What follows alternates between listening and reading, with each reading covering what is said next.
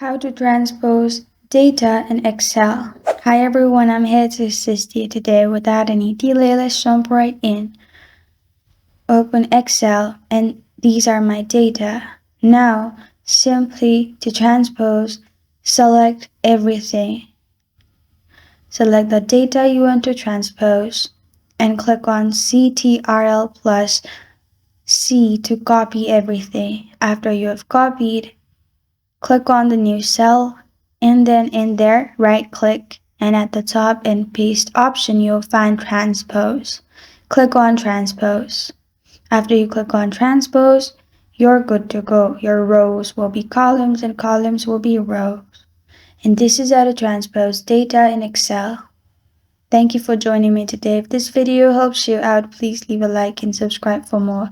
Got a question or want to suggest a topic? Comment below. Thank you for watching.